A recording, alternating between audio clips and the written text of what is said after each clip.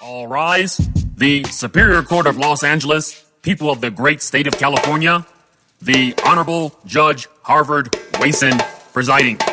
In the matter of the people of the state of California versus Blake Franklin for the charge of PC 187, murder in the first degree, jury foreperson, have you reached a verdict? We have, Your Honor. For the charge of murder in the first degree, we, the jury, find the defendant not guilty.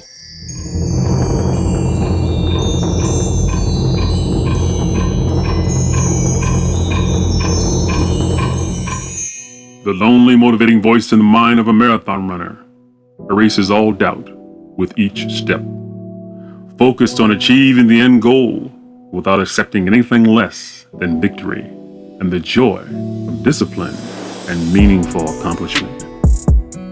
The unselfish concern for others without obligation to duty or loyalty is a definition of altruism.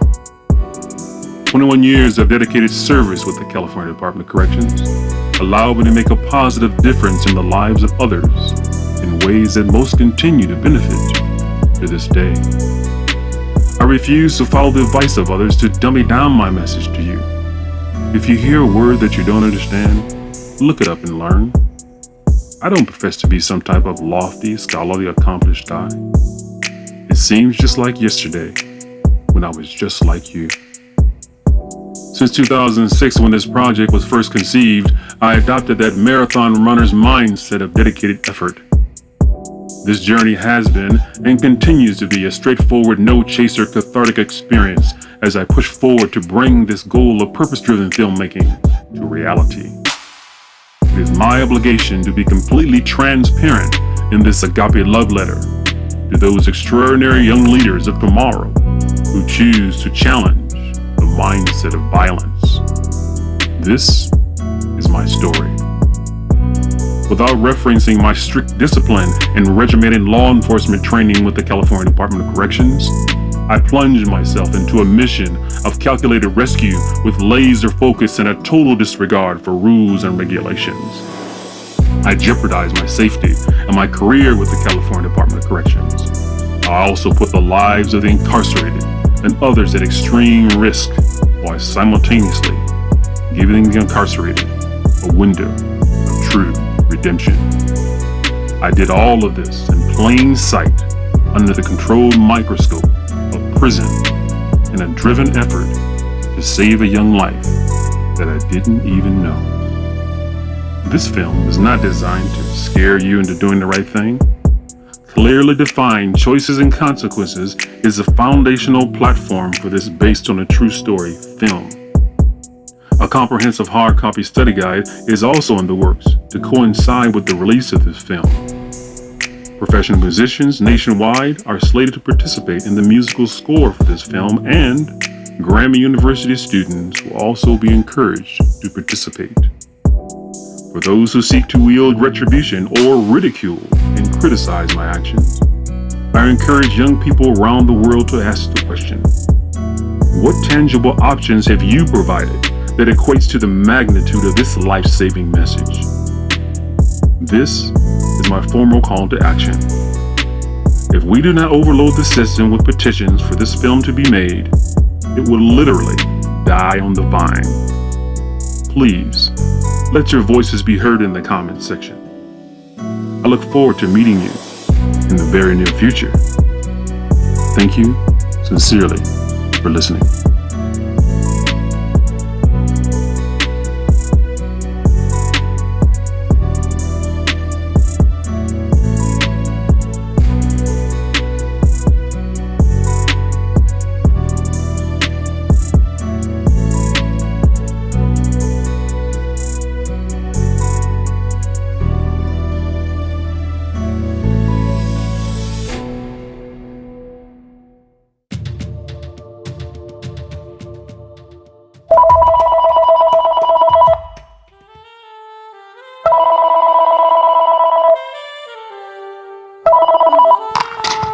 Hello?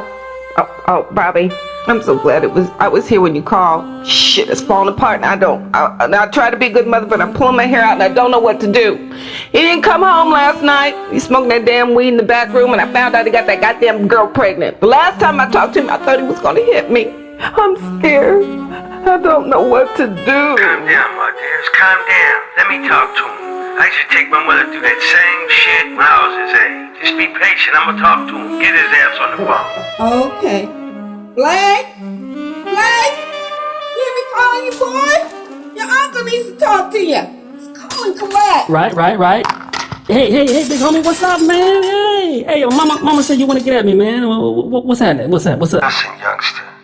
I know you might think you know a lot at the age that you are now, because I was once your age too. But my fast thinking, I've been in this prison going on 27 years for acting out on the street.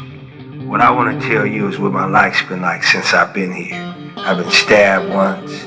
I done assaulted 2 other inmates in my gang. This has not been a happy life inside of here. I know now, with your generation, that there's a lot of music and rap with the lyrics trying to promote this type of a lifestyle. But those rappers haven't lived this type of life. I did almost 8 years in the SHU. That's segregated housing unit, security housing unit. I got there because of messing up, not wanting to mind, not wanting to do the right thing while I was in here. Since I've been in here, my best friend hung himself. I had another friend OD. I had a friend jump off the tier. I had a friend get killed, got stabbed to death by his so-called friends. And it's not been a nice time for me since I've been in here. I wish that you would really consider what I'm about to tell you about this place and how it is inside of here. Because it's every man for himself.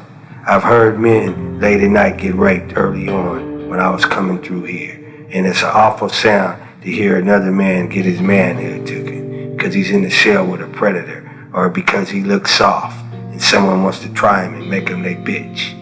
I know that you probably think, oh, I'm too tough. This could never happen to me. But it could happen to you if you out there doing the things that could bring one to prison, stealing, disrespecting your mom, just doing the little things lead up to you getting caught up, going to juvenile hall. Then before you know it, you strapped with a life sentence. Maybe not even that much, but you enter the penal system. And once you get in here, it's hard to get out. I've seen guards beat people down, take them out their cell and beat them. And nobody hears they crying, nobody hears them when they getting hurt. I've witnessed a lot of things since I've been in here, and I've seen a lot of death. And it's one thing I want you to know is that through all of this, I'm still human. I still feel. I still have sad days. I have happy days. But none of that means nothing because I'm still here. It's like I always wake up here. That's one thing that's guaranteed. Tomorrow, I'm going to wake up here on that steel bed. I'm going to wake up looking out that little sliver of a window in the back of my cell. I got to smell another man's shit every time when he has to use the restroom because I'm in that bathroom, that toilet with him. Because that's what these cells are. They little bathrooms. Probably the same size as your bathroom, or maybe your bathroom's a little bigger. That's not it. The dehumanizing thing about being locked up is you never treated like a man. You always treated like you some type of boy or a third-class citizen. And you go through that for years and years, and it plays on your self-esteem. After a while, you wonder, do you got value? Well, if you value yourself and you value your freedom, you'll do the right things now to keep yourself away from this kind of place. You don't want to come here and have your body scarred with knife wounds from battles, being in riots. The racism that exists inside of here, it's all crazy. The person who's calling shots probably can't even read a Dick and Jane book. Their reading level is so low that it's pathetic. You could put the whole gang together and they can't even solve an easy math problem. But those are the people that's running this place. And those are the people that you're going to be kissing their ass, doing whatever they want to do.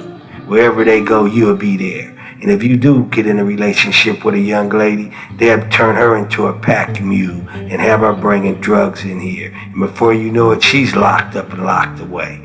And if you do anything to try to bring attention to this in a positive way, you'll find yourself in PC. That's protected custody. That's where the snitches and the rats go. If you want to live your life like that inside of here, then you'll be spit upon. not only by the guards, but by the inmates, and you won't be worth shit. And you think you make a transfer to a city far away, and shit'll follow you wherever you go. And once you get inside of this type of rat race, you never get out. And all your life then will come to a halt, and you'll realize that little punk-ass self-image that you was trying to make for yourself to be tough, it didn't turn out the way that you expected to be. Because in this life, unexpected shit could happen. I want you to listen to me now. You don't gotta go through that kind of shit. I done been to all of these different prisons, Folsom State Prison, Tracy State Prison, San Quentin, and now I'm here at this prison. And I'm telling you, they all the same. It's like living a rerun. Everything's played out the same way. It's hard to avoid the bullshit once it gets started. If a riot was to take place tomorrow when I'm walking from the chow hall, I don't need to be a part of that, but I gotta go down with my race, right or wrong. It could be over some frivolous ass bullshit. Someone could went in another person's cell and stole something out of there. And because of that ignorance, I gotta be involved in that. And I didn't help that guy make that decision, but I have to fight. I have to fight in the riot. You see how idiotic that is? But when we get in the hole, then it'll be time to chastise the person who went in that guy's cell. That's when we would turn on him and beat him and stab him and stump him. And then the guards will be shooting at us while all this is going on. And you can't be afraid when you're in the hole, because if you come to the hole with us, youngster, guess what? We're gonna tell you to put the shank up your ass and bring it out to the yard. And if you don't do it, then we're gonna move on you. It's just cut and dry. It's no ifs, ands, and buts about it. When you told to do shit, when you the smallest pea on the totem pole, you gonna do what you told.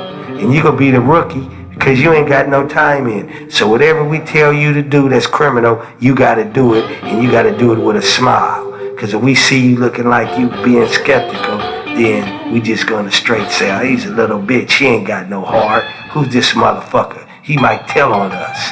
And then you'll just be in our way.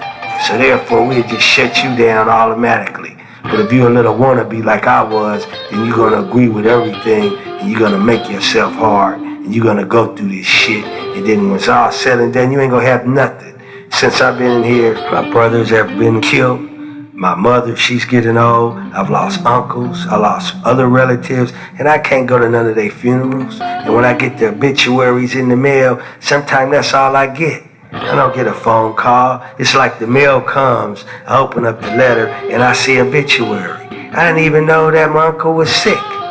But here it is now, an obituary dead. And that's how it comes to you. It comes to you with a cold, harsh reality. And you can't do nothing about it. See, I used to think that the winos in my neighborhood, and the dope dealers and the pimps, and the gangbangers, I just thought they was the special people in my neighborhood. But now I look at them as being weak. And the reason I know this is because I was weak just like them. I needed drugs to make me not feel my problems. I needed sex to make me feel my problems. I should have been able to walk through my problems and get out on the other side complete and whole, like my father faced his problems and his father faced his problems. But some of you probably ain't got no father. But that ain't no excuse. You running around here full of all of this anger and shit because life dealt you a bad hand.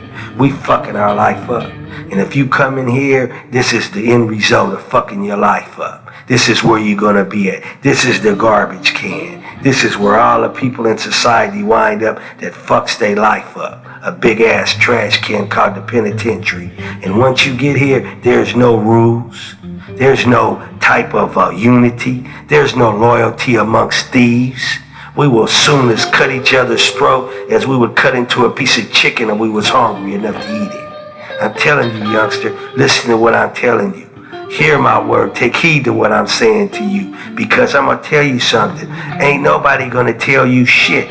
I remember when I was a kid, I had a fine mama. And when my daddy did die when I was 10 years old, all of these motherfuckers would come around and all they wanted was some pussy. They didn't want nothing else. They didn't want to do nothing. They didn't want to raise her 5 kids. They didn't want to put bread on the table. So here I am telling you right now, ain't nobody going to take no time to talk to you the way that I'm talking to you. If you don't got a daddy, let me be your daddy right now. If you don't got someone who done showed you some care and concern, let me be that person. Let me be that voice right now. Take heed to what I'm saying right now. Listen to me as your messenger of hope. Because what it is, motherfuckers in here done lost hope. Once you get to using dope, smoking weed, drinking alcohol, that's the first stages of losing hope. Once you start poisoning your mind with those substances and then you join those gangs and you get to doing all this delinquent bullshit, that's the sign of losing hope. You in the midst of your hope being washed away.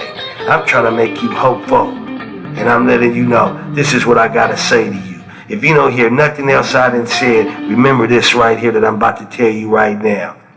You are the only one that's important in this world, and you have to make that clear in your own mind that you gotta be important enough to know that you worth saving. And you sometimes you gotta save your own ass. You might not could save your family. You might not could save your brother or your sister. You gotta save your own ass. Because when you die, it's only gonna be with one ass in the coffin. Don't let that ass be yours.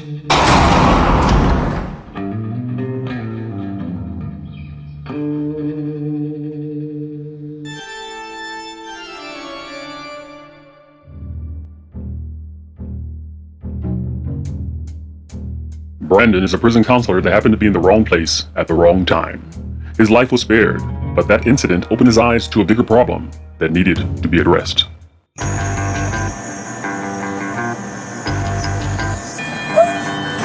Come on, man, there's a better way. Shut the fuck up! I got kids, I don't want to die. I don't give a damn about your kid. For the last time, put the money in the bag. You the pussy boy with the gang? I got the gun, but you the pussy. Mine is the heart. Now it's my turn. A conversation with an inmate opens the door to life-saving possibilities, but the inmate warns Brandon of the dangers attached to his quest to save young lives. Dead-end street. I want to create a top-level audio project designed to keep kids out of prison using jazz and hip-hop music. Something I've never seen done before. You talk about putting your neck on the line, man. I know you ain't trying to be my cellmate. Brandon chooses to ignore the dangers and throws all caution to the wind by secretly recording life-term inmates speaking from the heart about the uncensored realities of prison life. I don't give a damn about my life. If this is what I think about me, what you think I think about you, homie? Look, it's the end result of fucking up your life. I'm in a big-ass garbage can called the penitentiary. Come in here. I'll tell you the rest of the story. An unlikely confidential informant offers evidence that later prompts a prison investigation. Oh yeah, one more thing. Try not to get shot in the head. That shit hurts like a bitch. A young boy named Blake listens to the prison recordings in his headphones while riding with gangsters. At the last second, young Blake is forced to make a decision that could change his life in unexpected ways. Will Counselor Brandon succeed in his risky quest to save young lives? And at what cost? Will young Blake make the choice you wish your child would make? Will the inmates reveal things we never knew existed? The Prison Microphone is an intriguing story, a purpose-driven story of the passion to save young lives while giving light to the goal of lasting and meaningful success. What would you do? Hey, it's about time you're on your stripes, little nigga.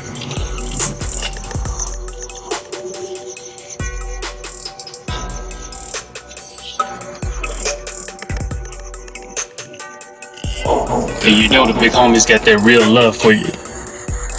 No matter what happens, don't forget that.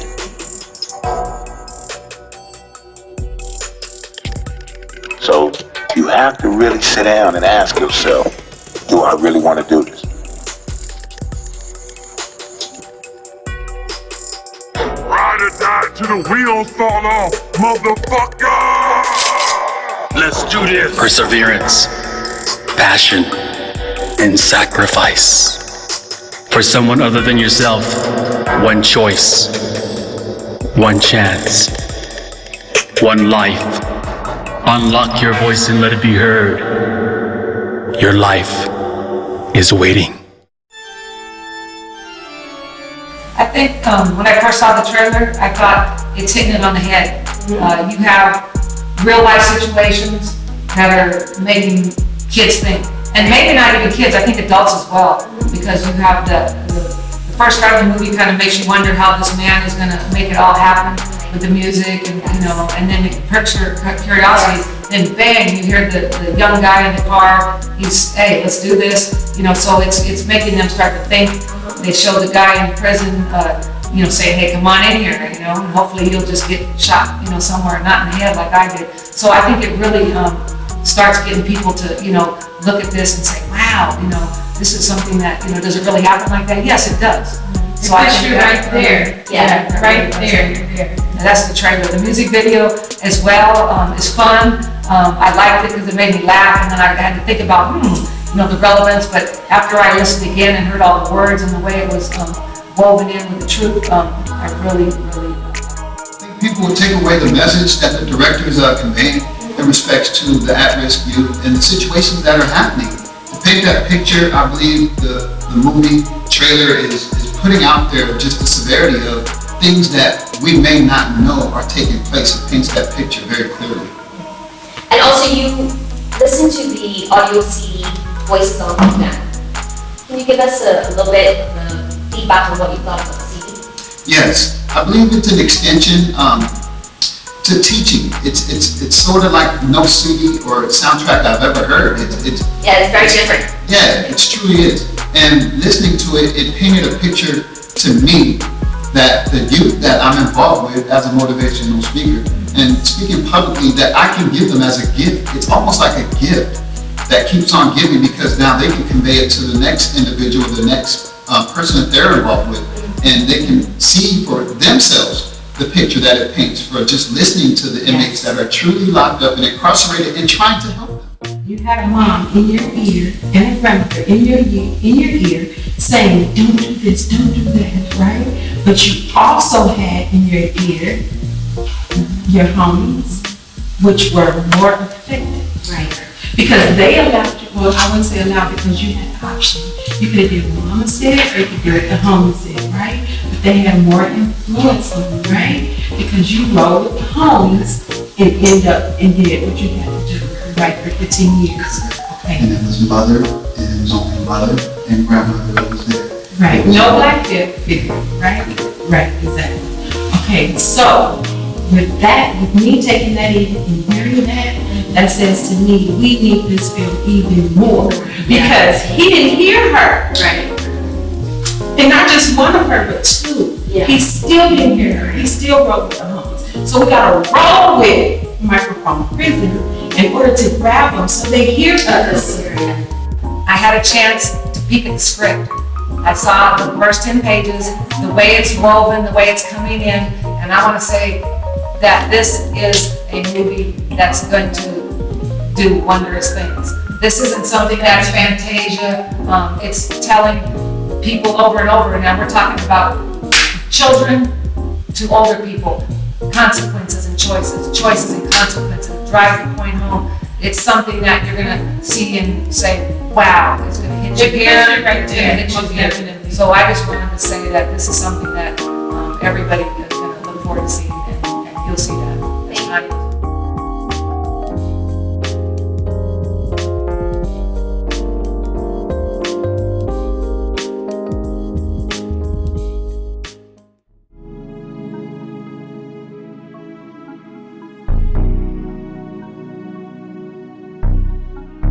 The mind of a lawman. It is an honor to be a peace officer and a duty to be a law enforcement official, but it's a delicate art to blend both into one. You must develop an impenetrable core of authoritative confidence, tempered with empathy for your fellow man without compromising the foundation of your sworn oath. You must master the strategic concept of mental chess with the ultimate goal of winning for the team the right way. You have to clearly understand that your greatest weapon is not your sidearm, it's your pen. Use your pen with precision detail and you will solidify a successful career with fond memories. The alternative is complete disaster.